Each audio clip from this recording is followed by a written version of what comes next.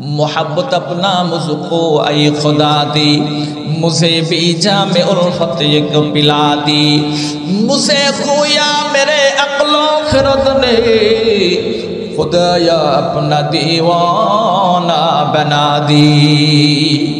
সুস্থতা নিশ্চিত করার জন্য যদি ছোট্ট অবস্থায় টিকা দিতে হয়, আমার আপনার সন্তানদের ঈমানকে সুস্থ রাখার জন্য ছোট্ট অবস্থায় ঈমানের টিকা দিতে হবে। জোরে বলেন ঠিক কিনা? আর যদি ঈমানের টিকা না দেই, পরবর্তী প্রজন্মে এই সন্তানগুলো মুসলমানের ঘরে জন্মগ্রহণ করবে, মুসলমানের নাম ধারণ করবে, তাসলিমা নাসরিন নাম ধারণ করবে, ডাক্তারে কুদরতে খোদা নাম ধারণ করবে, কিন্তু ইহুদি খ্রিস্টান বেঈমানদের সুরে সুর মিলিয়ে কথা বলবে। এই মুসলমান ভাইরা রে আমার, শুধুমাত্র দোয়া করে নাই, আল্লাহর কাছে বলতো, আল্লাহ আমার মেয়ের জন্য এরকম সুন্দর একটা আল্লাহ ভীরু সন্তানের ব্যবস্থা তুমি করে দিও। আল্লাহ পাক রব্বুল আলামিন আমার জন্য ব্যবস্থা করে দিয়েছে। কাজী আবু বকর রহমতুল্লাহি আলাইহি বলে, এটা তো হলো তোমার প্রাপ্তি, আর আমার প্রাপ্তি হলো সেদিন আমি বলেছিলাম লা উরিদু মিনকা জাযাআ ওয়ালা শুকুরা, আমি তোমার কাছ থেকে কোনো প্রতিদান চাই না, বরং প্রতিদান দিবে আমার আল্লাহ। মুসলমান ভাইরা রে আমার, কাজী আবু বকর রহমতুল্লাহি আলাইহি বলেন, আল্লাহ আমাকে এমন প্রতিদান দান করেছে, হারটাকে শুধু আমার বাড়িতে পাঠায় নাই, বরং হারের মালিককে পর্যন্ত আল্লাহ পাক রব্বুল আলামিন আমার স্ত্রী বানিয়ে আমার ঘরের মধ্যে পাঠিয়ে দিয়েছে। কে সবগুলো করতে পারেন, কিন্তু আল্লাহ। জোরে বলেন ঠিক কিনা? একে পুরুষিদ আজা গম করদা ফরজন্দ কে আই রোশন গোহার পীরে খরদমান যে মিসরাস বোয়া পীরি হাসনি দি জেরা দরজা হে কে নানাস নদি দি বাগুফ আহওয়া লেমা বরকে জাহানাস দমে पैदा वाले गरदम नेहानस्त गहे बात रिमे आला नसीनम गहे पर पुष्टे पाए खुद नबीनम। अल्हम्दुलिल्लाह नहमदुहु व नस्तईनुहु व नस्तगफिरुहु व नु'मिनु बिही व नतवक्कलु अलैहि व नऊज़ु बिल्लाहि मिन शुरूरि अनफुसिना मन यहदिहिल्लाहु फला मुदिल्ल लहु व मन युद्लिलहु फला हादिय लहु व नशहदु अन ला इलाहा इल्लल्लाहु वहदहु ला शरीक लहु व नशहदु अन्ना मुहम्मदन अब्दुहु व रसूलुहु الذي أرسله الله تعالى إلى الخلق بشيرا ونذيرا وداعيا إلى الله بإذنه وسراجا منيرا ترشبويا بيريها شنيدي جرا درجہ ہے کہ نعانش ندیدی بگفت احوا لما برکے جہاناس دمے پیدا والے گردم نہانست گہے بات رمے آلا نشینم گہے بر پشت پائے خود نبینم اگر دربش برا حال بمندی سر دست از دعالم بر فسندی والعصر إن الإنسان لفي خسر। মুসলমান ভাইরা রে আমার, আল্লাহ রাব্বুল আলামিন বলেন, আমি কালের কসম খেয়ে বলতেছি, সমস্ত মানুষ কিন্তু লসের মধ্যে আছে। আল্লাহ পাক রব্বুল আলামিন বলেন, ইন্নাল ইনসানা লাফি খুসর। আল্লাহ রাব্বুল আলামিন শুরুতে একটা তাকিদ লাগাইলেন, ইন্না নিশ্চয়ই, আবার শেষে একটা লামে তাকিদ লাগাইলেন, অবশ্যই লাফি খুসর, সমস্ত মানুষ কিন্তু লসের মধ্যে, ক্ষতির মধ্যে আছে। এখন একটা আমাদের প্রশ্ন হলো, অনেক মানুষ এমন আছে যাদের জীবনে কোনো লস নাই, যে সমস্ত জিনিসের মধ্যে তাদের মূলধন লাগাই সেখানে শুধু লাভ আর লাভ, জীবনে কোনোদিন লস হয় নাই। জোরে বলেন ঠিক কিনা? মুসলমান ভাইরা রে আমার, যাদের জীবনে কোনো লস নাই, কিন্তু আল্লাহ রাব্বুল আলামিন বললেন সব মানুষ লসের মধ্যে আছে। তাহলে মুফাসসিরিনে কেরাম লিখেছেন কোন দিক দিয়ে লসের মধ্যে আছে? আল্লাহ পাক রব্বুল আলামিন সে কথাই জানিয়ে দিয়েছেন। বলেন তো, প্রধানমন্ত্রীগণ গণভবনে বাস করি, অন্য অন্য মানুষগুলো বিল্ডিং বালাখানার মধ্যে বাস করে, আমরা গ্রামের মানুষ গ্রামের মধ্যে বাস করি, কিন্তু প্রধানমন্ত্রী যেমন হায়াত কমতেছে আমাদের তেমন হায়াত কমতেছে, সাধারণ মানুষের হায়াত তেমন কমতেছে। এই জন্য আমাদের প্রত্যেকটা মানুষ হায়াত কমার দিক দিয়ে কিন্তু লসের মধ্যে আছে।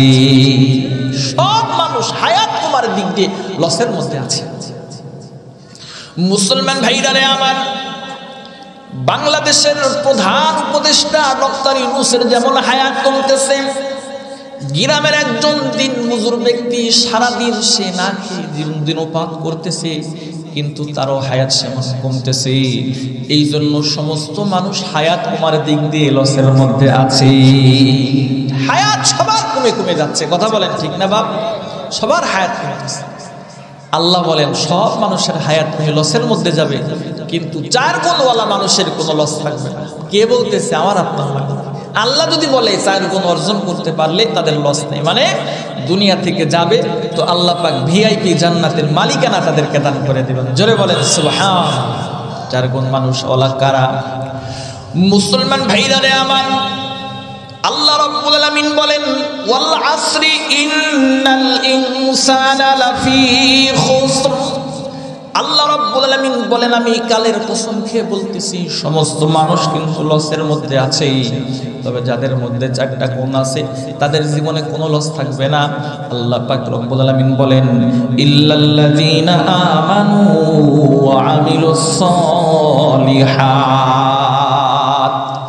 মুসলমান ভাইরা রে আমার, 1 নম্বর গুণ হলো ওই সমস্ত মানুষ যাদের জীবনের মধ্যে ঈমান আছে। সবচেয়ে বড় মহামূল্যবান ধন সম্পদের চেয়েও সবচেয়ে মহামূল্যবান সম্পদ একজন মুমিনের কাছে তার ঈমান। জোরে বলেন ঠিক কিনা? ঈমান বড় দামি সম্পদ। ঈমানের মূল পুঁজি 3টা। 1 নম্বর হলো ইকরার বিল লিসান, জবানে স্বীকার করা।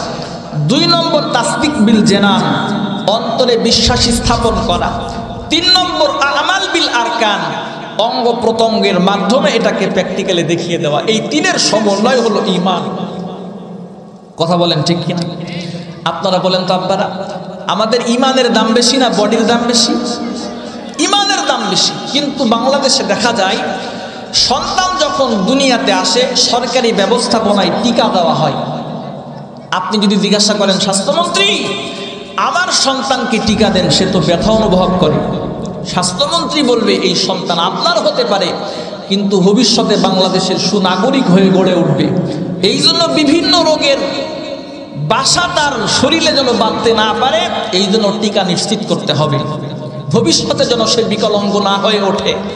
আমার আপনার সন্তানের শরীরকে সুস্থ রাখা এবং সুস্থতা নিশ্চিত করার জন্য যদি ছোট্ট অবস্থায় টিকা দিতে হয়, আমার আপনার সন্তানদের ঈমানকে সুস্থ রাখার জন্য ছোট্ট অবস্থায় ঈমানের টিকা দিতে হবে। জোরে বলেন ঠিক কিনা? আর যদি ঈমানের টিকা না দেই, পরবর্তী প্রজন্মে এই সন্তানগুলো মুসলমানের ঘরে জন্মগ্রহণ করবে, মুসলমানের নাম ধারণ করবে, তাসলিমা নাসরিন নাম ধারণ করবে, ডাক্তারে কুদরতে খোদা নাম ধারণ করবে, কিন্তু ইহুদি খ্রিস্টান বেঈমানদের সুরে সুর মিলিয়ে কথা বলবে।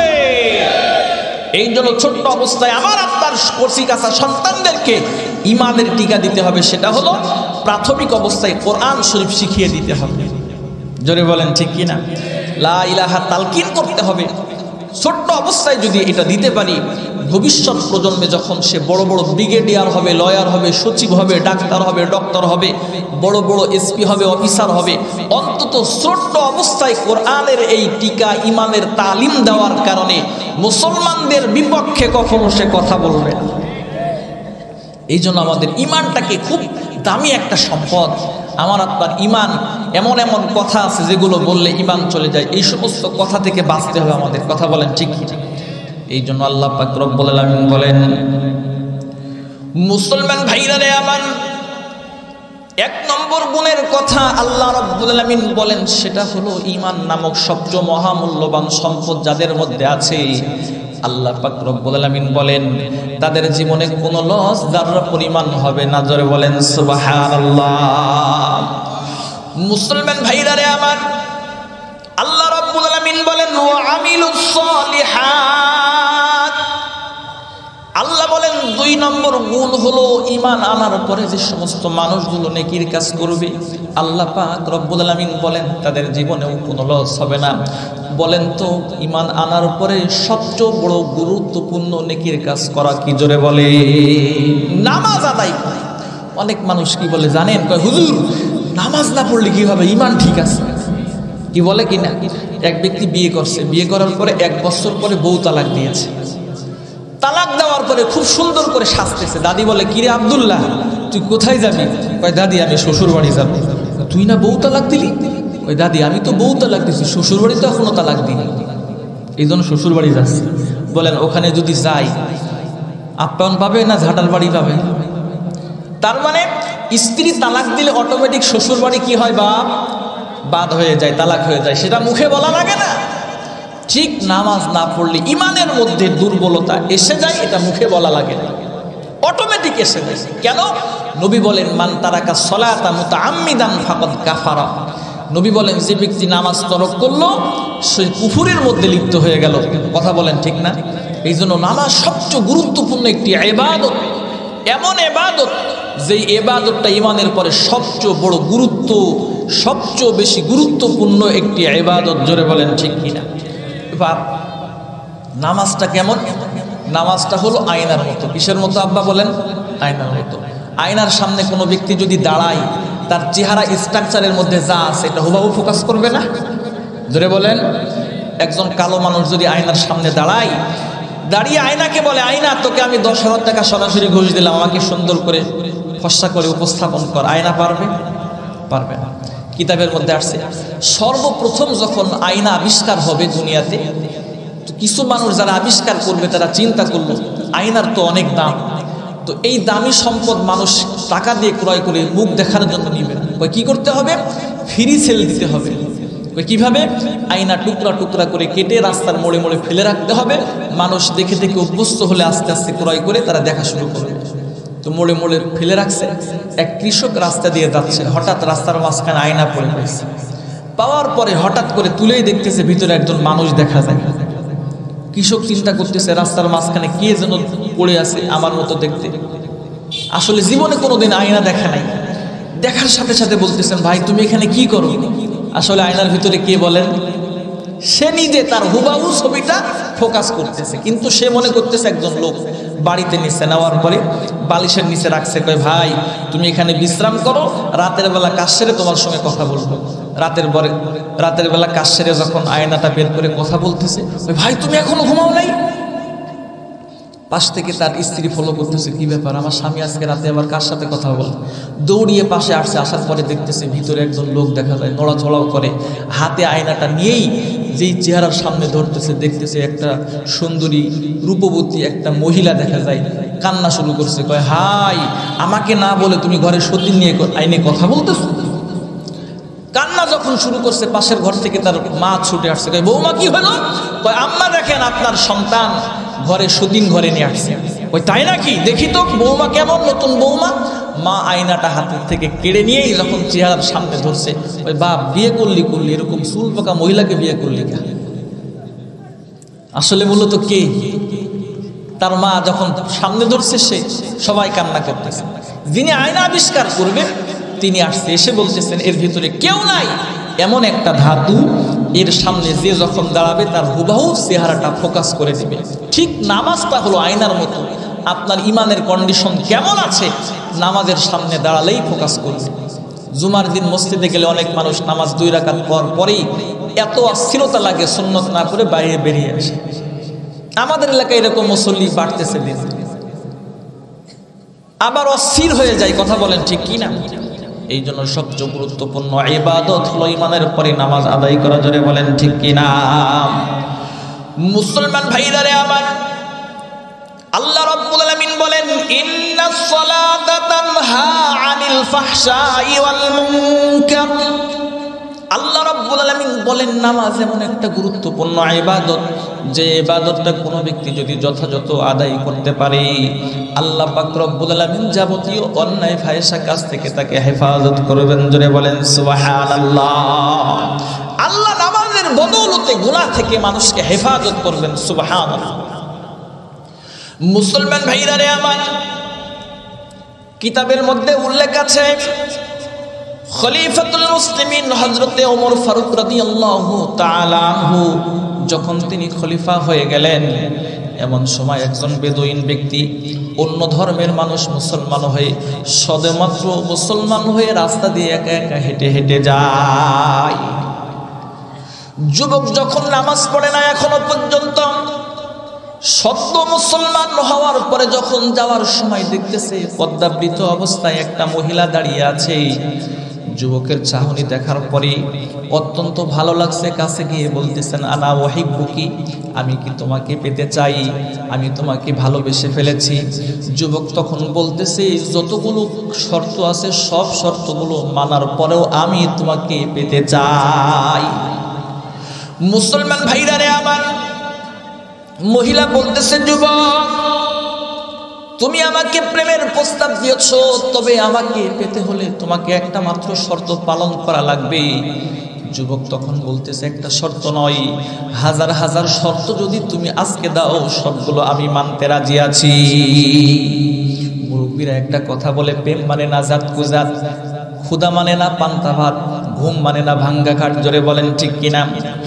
মুসলমান ভাইরা রে আমার, মহিলা বলতেছেন যুবক আজকের দিন থেকে 40 দিন পর্যন্ত তুমি খলিফাতুল মুসলিমিন হযরত ওমর ফারুক রাদিয়াল্লাহু তাআলা আনহুর পিছনে দাঁড়িয়ে দাঁড়িয়ে তাকবীরের সঙ্গে নামাজ পড়বা।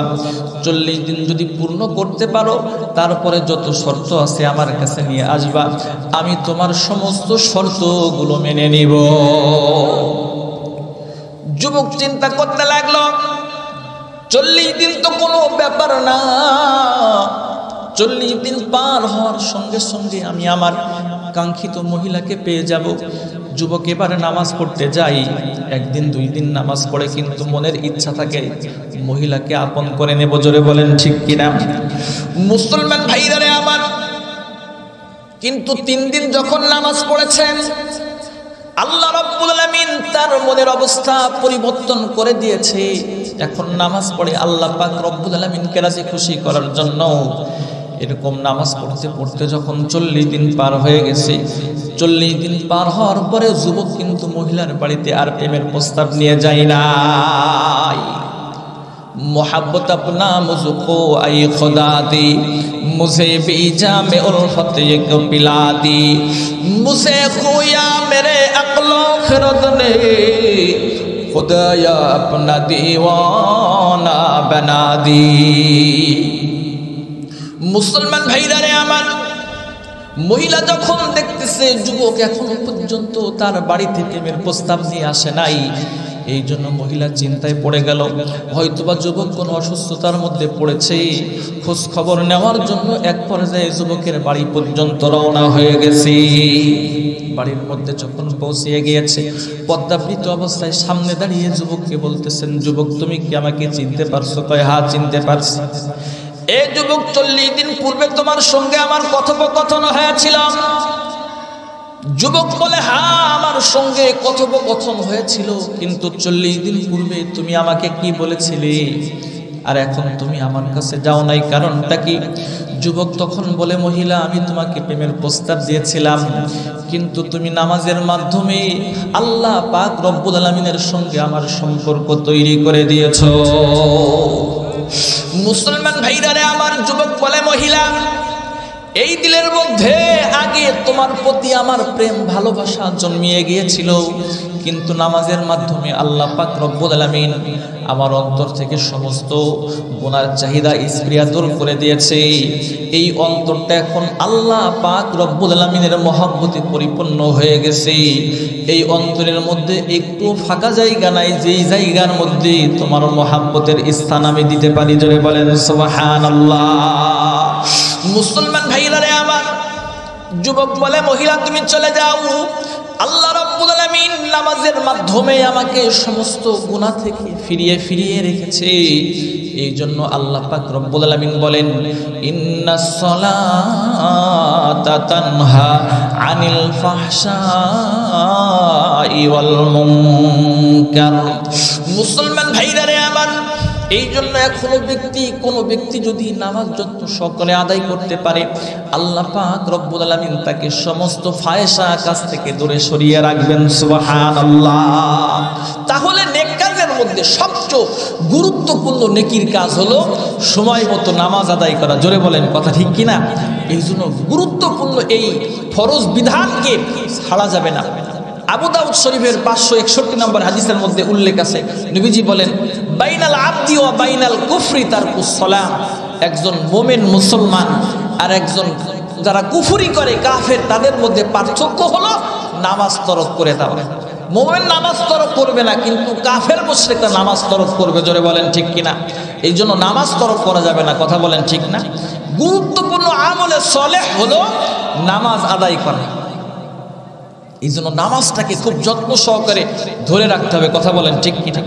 এই জন্য আল্লাহ পাক রব্বুল আলামিন বলেন মুসলমান ভাইরা রে আমার, 2 নম্বর গুণের কথা আল্লাহ পাক রব্বুল আলামিন বলেন যে সমস্ত মানুষগুলো ঈমান আনার পরে আমলে সালেহ করবে, আল্লাহ পাক রব্বুল আলামিন 3 নম্বর গুণের কথা বলেন ওয়া তাওয়াসাউ বিল হাক্কি ওয়া তাওয়াসাউ বিস সাবর। আল্লাহ রাব্বুল আলামিন বলেন 3 নম্বর গুণ হলো ওই সমস্ত মানুষগুলো যে সমস্ত মানুষগুলো পরস্পরে হকের ব্যাপারে একে অপরকে উদ্বুদ্ধ করে, হকের সঙ্গে লেগে থাকে।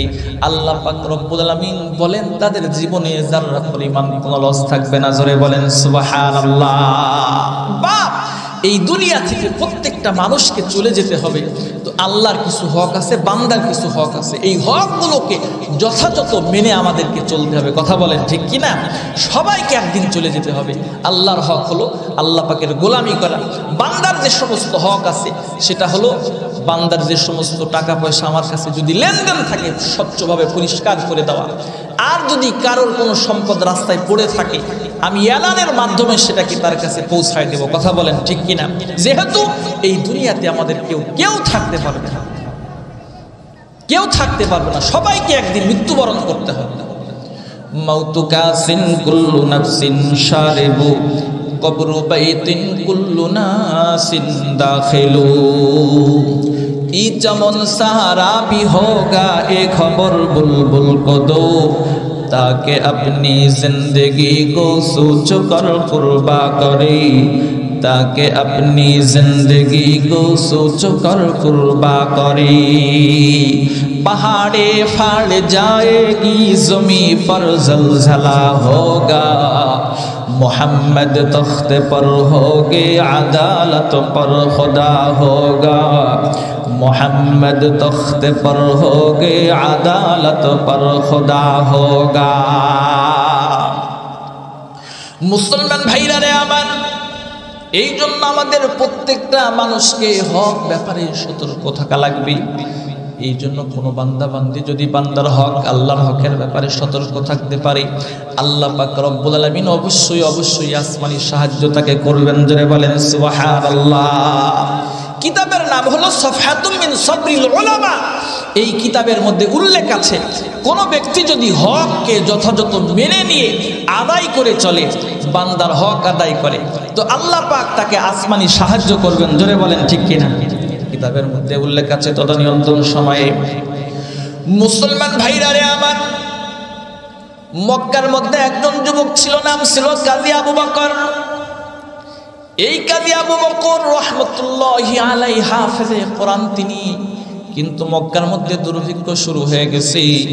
আবু বকর রাহমাতুল্লাহি আলাইহির কাছে খাবার নাই, এক পর্যায়ে তিনি আত্মহত্যার প্ল্যান পর্যন্ত নিয়ে নিলেন।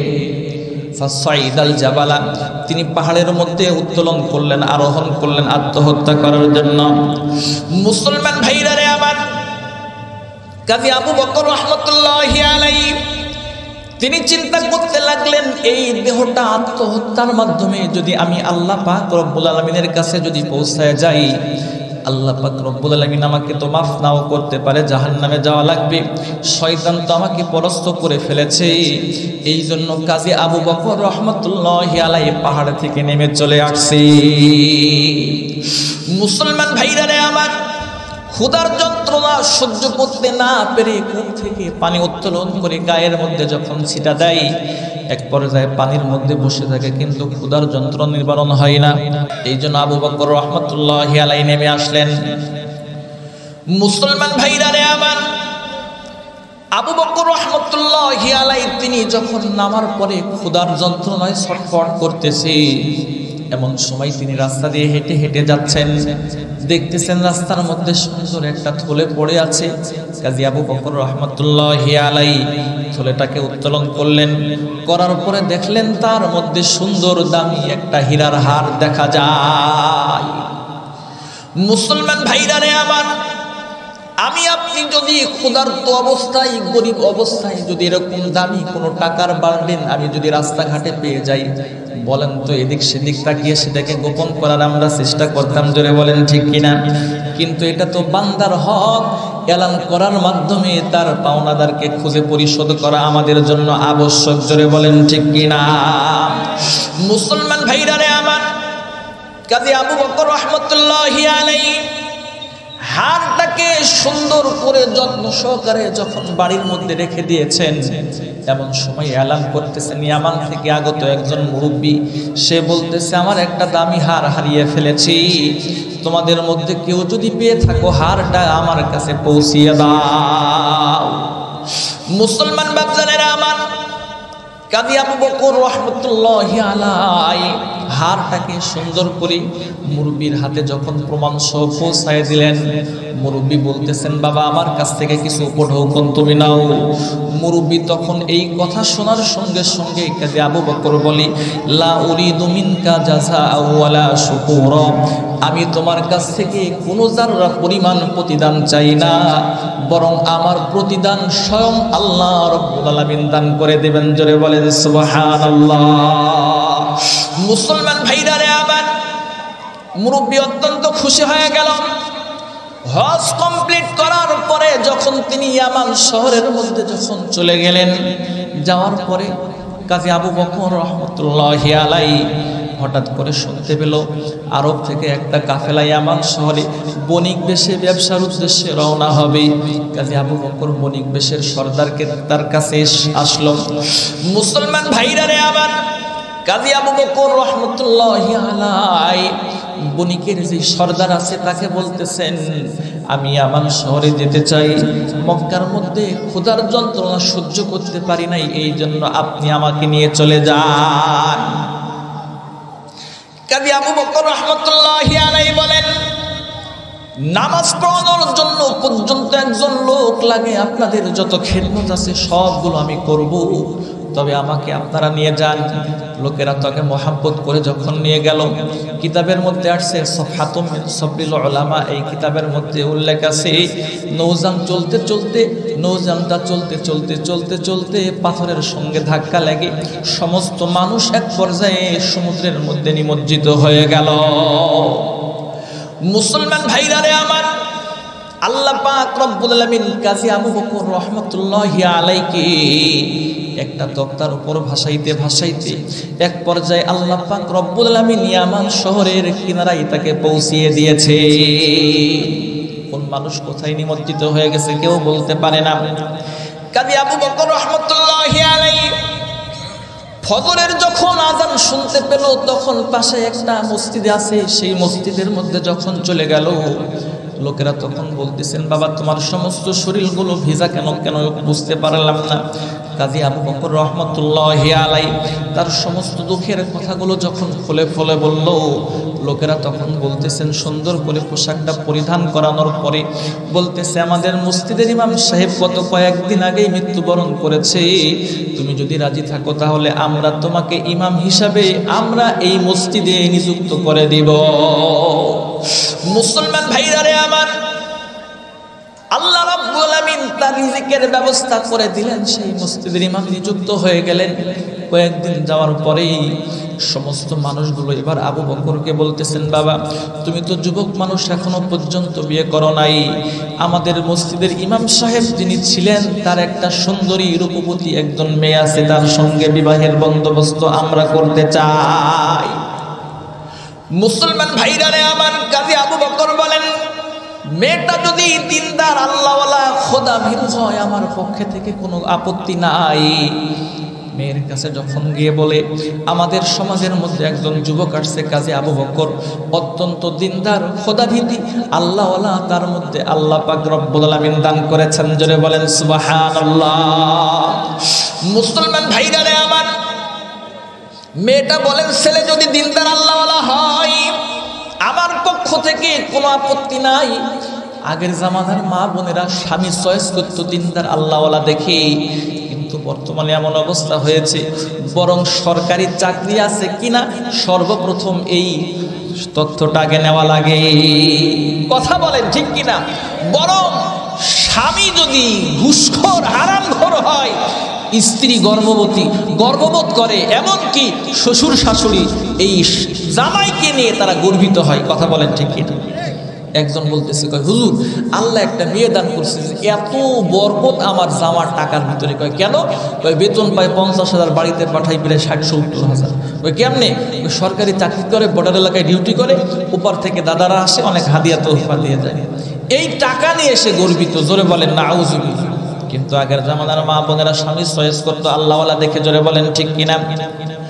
মুসলমান ভাইরা রে আমার, কাজী আবু বকর রাহমাতুল্লাহি আলাইহির সঙ্গে মসজিদের ইমাম সাহেবের মেয়ের সঙ্গে যখন বিবাহ বন্দোবস্ত হয়ে গেল, বাসর ঘরে যখন প্রবেশ করতেছে, কাজী আবু বকর রাহমাতুল্লাহি আলাইহি এবার স্ত্রীর চেহারার দিকে না তাকিয়ে তার গলার মধ্যে সুন্দর একটা হার দেখা যায়, তার দিকে তাকিয়ে আছে। মুসলমান ভাইরা রে আমার, মেয়েটা বলেন, স্বামী আপনি নাকি দিনদার আল্লাহওয়ালা, আপনার ব্যাপারে শুনেছি, কিন্তু আপনি আমার দিকে না তাকিয়ে হারের দিকে তাকান, কারণটা বুঝতে পারলাম না। তখন কাজী আবু বকর রাহমাতুল্লাহি আলাইহি বলে, এই হারটা আমার কাছে কোথায় চেনা চেনা লাগে, এই জন্য বারবার তাকাই। এই হারটা মনে হয় আমার থেকে আগত একজন মুরব্বী হারিয়ে ফেলেছিল, সেটা আমি পেয়েছিলাম, সেই হার আমি আজকে দেখতে পাই। মেয়েটা এবার কান্না জড়িত কণ্ঠে বলে, আবু বকর আপনি কি সেই যুবক যেই যুবক আমার বাবার হার পেয়েছিল কিন্তু আত্মসাৎ করে নাই, বান্দার হক জেনে সেটাকে ফেরত দিয়েছিল? আমি হলাম সেই যুবক। তখন সেই মেয়েটা বলতেছে, আপনার জন্য আমার আব্বা মৃত্যু পর্যন্ত কান্না করে করে দোয়া করেছিল। মুসলমান ভাইরা রে আমার, শুধুমাত্র দোয়া করে নাই, আল্লাহর কাছে বলতো, আল্লাহ আমার মেয়ের জন্য এরকম সুন্দর একটা আল্লাহ ভীরু সন্তানের ব্যবস্থা তুমি করে দিও। আল্লাহ পাক রব্বুল আলামিন আমার জন্য ব্যবস্থা করে দিয়েছে। কাজী আবু বকর রাহমাতুল্লাহি আলাইহি বলে, এটা তো হলো তোমার প্রাপ্তি, আর আমার প্রাপ্তি হলো সেদিন আমি বলেছিলাম, লা উরিদু মিনকা জাযাআ ওয়ালা শুকুরা, আমি তোমার কাছ থেকে কোনো প্রতিদান চাই না, বরং প্রতিদান দিবে আমার আল্লাহ। মুসলমান ভাইরা রে আমার, কাজী আবু বকর রাহমাতুল্লাহি আলাইহি বলেন, আল্লাহ আমাকে এমন প্রতিদান দান করেছে, হারটাকে শুধু আমার বাড়িতে পাঠায় নাই, বরং হারের মালিককে পর্যন্ত আল্লাহ পাক রব্বুল আলামিন আমার স্ত্রী বানিয়ে আমার ঘরের মধ্যে পাঠিয়ে দিয়েছে। কে সবগুলো করতে পারেন কিন্তু আল্লাহ। জোরে বলেন ঠিক কিনা? একে পুরুষিদ আজা গম করদা ফরজান্দ কে আই রোশন গোহার পীরে খরদমান যে মিসরাস মোয়া পীরি হাসনি দি জেরা দরজা হে কে নানাস নদি দি বাগুফ আহওয়া লেমা বরকে জাহানাস দমে पैदा वाले गरदम नेहानस्त गहे बात रिमे आला नसीनम गहे पर पुष्टे पाए खुद नबीनम अगर दरवेश बड़ा हाले बमंदे अगर दरवेश बड़ा हाले बमंदे सरे दस्तद दुआलम बर फसंदी ला